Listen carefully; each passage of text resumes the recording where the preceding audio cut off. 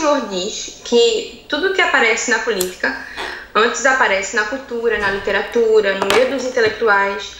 E com base nisso, e nas últimas mudanças na política, né, o que o senhor acha que podemos esperar do futuro político do Brasil, com base nos últimos lançamentos? Eu sei que o senhor acompanha os lançamentos da filosofia do Brasil, né? Quem lança livros sobre filosofia, o senhor acompanha. Então, com base nisso, o que o senhor acha que nós podemos esperar do futuro da política? Veja, a partir de 1964, o pessoal da esquerda, liderado pelo antigo Partido Comunista, se dedicou ativamente a conquistar a hegemonia sobre todos os canais de cultura. Quer dizer, mídia, universidade, instituições federais e estaduais de cultura e assim por diante. E dominar o debate cultural. E eles conseguiram isso com um sucesso estrondoso. Vamos dizer que por volta de, entre os anos 70 e 80, eles já dominavam o panorama inteiramente e tinham conseguido excluir do debate todas as pessoas que não lhes interessavam politicamente. Você vê que figuras de grande porte, como Gilberto Freire, Manuel Bandeira, e sem contar o pessoal, os jornalistas, o Meira Pena, o Gustavo Corsão e outros, desapareceram de cena. Então os esquerdistas ficaram sozinhos.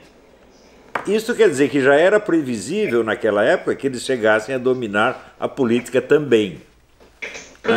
As pessoas menos inteligentes, que só veem o panorama do dia e cuja consciência histórica é de uma semana, né, achavam isso impossível. Você vai ver que em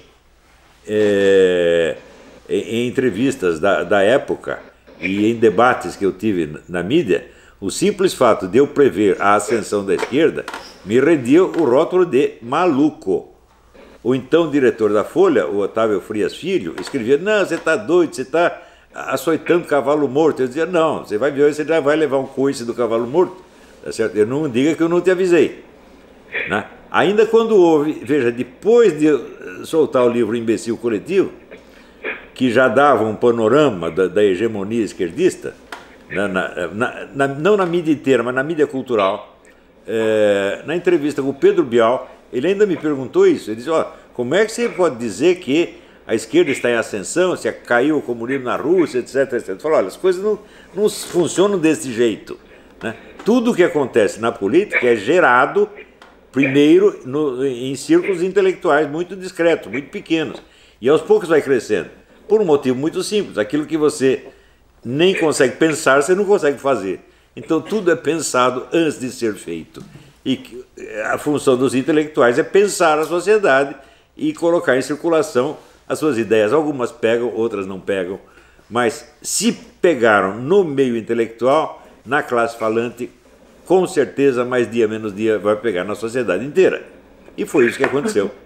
Então, como agora a coisa mudou, a hegemonia foi definitivamente quebrada, né? A hegemonia cultural e intelectual fui eu que quebrei, eu sozinho. Quem quer que venha dizer: ah, mas eu também... Não, o resto do pessoal tudo entrou em cena 10 anos depois. E não se focaram na luta cultural. Se focaram apenas na atualidade superficial, a corrupção, o mensalão, essa coisa toda. Eu já estava nisso muito antes, desde o começo dos anos 90, analisando os debates entre os intelectuais. Quando quebrou a hegemonia, começou a aparecer outras ideias em circulação. Hoje você tem uma infinidade de outros autores, tem o Bruno Garchagen, tem o Flávio Gordon, tem o Felipe Martins, tem muita gente colocando outras ideias. Portanto, nós podemos dizer que essas novas ideias, elas têm alguma chance de permanecer no poder por algum tempo.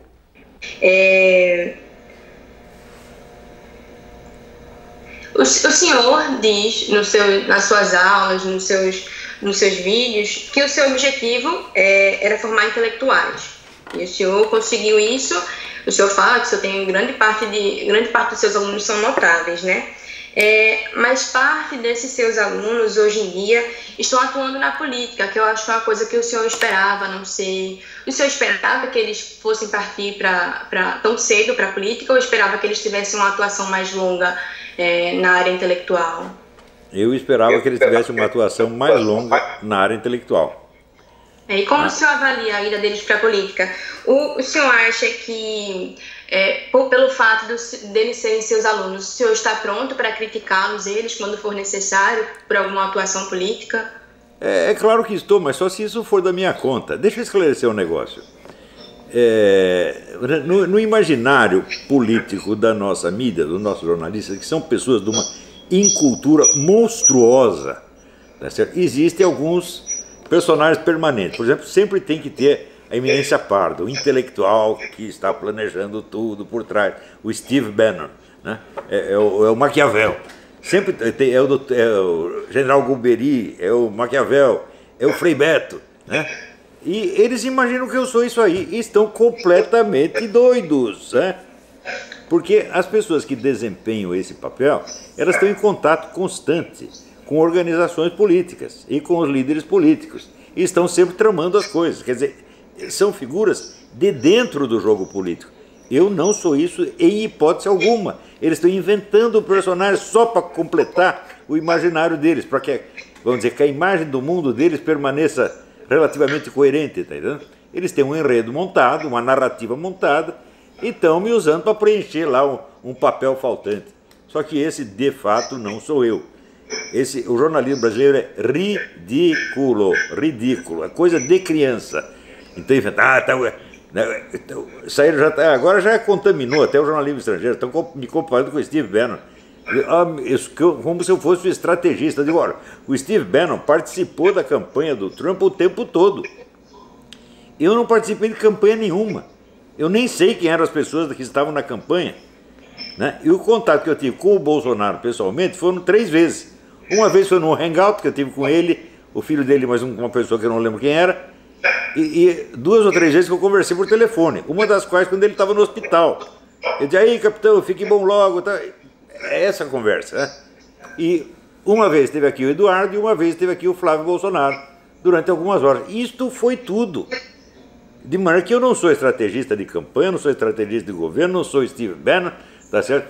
Eu sou um escritor e professor, meu Deus do céu. Outra coisa, eu tenho uma obra, vamos dizer, já publicada, enorme, né? São 18 livros, são uma infinidade de apostilas, uma coleção de milhares de artigos de jornal que foram reunidos em 8 volumes pela Vida Editorial, 450 aulas gravadas do curso online de filosofia e mais dezenas de cursos avulsos que também foram gravados e transcritos, né? O pessoal não tem o menor interesse por isso. Foi tal jornalístico. Ora, eu comecei o curso, eu pretendia ter 100 alunos, juntei 5.000 e obtive os efeitos que queria. Quer dizer, comecei a produzir novos intelectuais, uma renovação do debate cultural. Tudo isso a mídia ficou absolutamente indiferente e só começou a ligar para a coisa quando houve um efeito, entre aspas, eleitoral. Isto mostra que a consciência desses camaradas é muito estreita. Eles só ligam. Olha, havia um grande jornalista no Brasil, que aliás era professor de filosofia, meu amigo, chamado Rolf Kuntz, do Estadão. E ele dizia, os jornais praticam autofagia. Eles se leem a si mesmos e acreditam. E ficam nessa conversa interna. É um caso de auto-hipnose. Então, eles começaram a prestar atenção em tudo isso porque apareceu na eleição. Quer dizer que só o efeito político manifesto, externo, superficial, chama a atenção deles. O trabalho de longo prazo, né, de grande efeito cultural, eles não enxergam, não existe. Eu vou contar uma coisa para você, fazer uma pergunta. Você leu algum livro meu? Li. Qual que você leu? A Nova Era Revolução Cultural. Eu li o Imbecil Coletivo, não, O Mínimo, uma parte, vários artigos do senhor, cursos avulsos, pude acompanhar. Uau! Você é a única jornalista que existe nesse país. O resto é tudo vigarista. Todos chegaram aqui, aqueles caras todos que acham importante, gente da Veja, da Folha. Leu algum livro meu? Não. Assistiu algum curso? Não. Assistiu alguma? Não. O que você leu? Li uns posts no Facebook. Tudo vigarista, meu Deus do céu. Horror. Folha, Globo, Veja, todos eles, Estadão, todos eles. Então, é o seguinte, você está honrando aí o jornalismo do Nordeste. Bom, hoje em dia só existe literatura brasileira no Nordeste. Agora estou descobrindo que também só existe jornalismo no Nordeste. O resto tudo é analfabeto. Certo. Continuando O senhor falou das suas obras, né? E o senhor, como o senhor mesmo afirma, o senhor abriu um espaço sem precedentes para essa descriminalização do pensamento conservador, né? O senhor acha que alguém já está preparado, algum aluno seu, para dar continuidade a esse seu legado? Eu realmente não sei, isso é difícil de avaliar, quer dizer, cada um que tem que medir o nível da sua maturidade. Intelectualmente, eu tenho muitos alunos que eu acho que têm uma maturidade intelectual extraordinária, mas se estão prontos para atuar publicamente, lecionando, formando outras, isso eu não sei. Se você quer que eu seja sincero, eu acho que não. Eu acho que eles ainda precisam de treinar um tempo. Mas para atuar na área mais imediata, política, jornalística, tem uns talentos extraordinários apareceram aí, né? O Felipe Mora Brasil, o Felipe Martins. Não, o Felipe Martins está numa área mais científica, de ciência política, não de comentário político, né? Mas tem várias pessoas que estão tendo, o Paulo Enéas, estão tendo uma atuação bonita, né?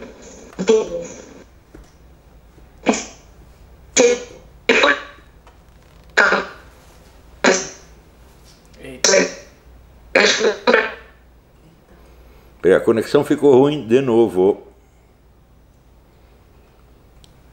O que está vendo aqui?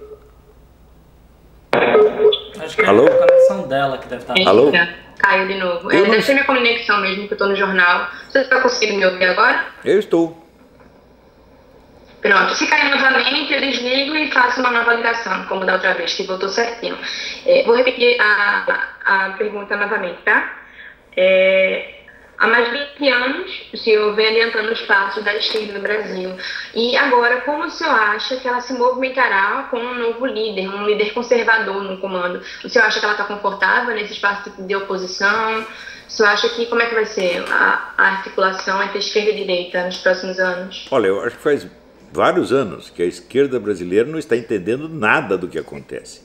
Absolutamente nada. Quer dizer, quando eles... E as dissidências? Já vou entrar nisso. Quando eles, assumindo o poder, criaram esses dois esquemas monstruosos. Um esquema de poder, que é o Foro de São Paulo, de poder continental, e outro esquema financeiro, né, para alimentar com dinheiro tudo isso, para alimentar o Foro de São Paulo. Eles não perceberam, isso eu já expliquei outras vezes, que eles estavam juntando ali duas estratégias incompatíveis. Por um lado, o PT subiu prometendo destruir o que eles chamavam de estamento burocrático, baseado no livro do Raimundo Fauro, Os Donos do Poder. E, por outro lado, eles adotaram a estratégia do Antônio Gramsci de penetração sutil e ocupação de espaços que fez com que eles mesmos se transformassem no estamento burocrático. Se tivessem me consultado, eu teria dito: vocês têm que escolher ou uma estratégia ou outra, porque as duas ao mesmo tempo vocês vão se destruir. Exatamente o que aconteceu. Ou seja, desde há 20 anos, pelo menos, o pessoal da esquerda não entende o que está acontecendo.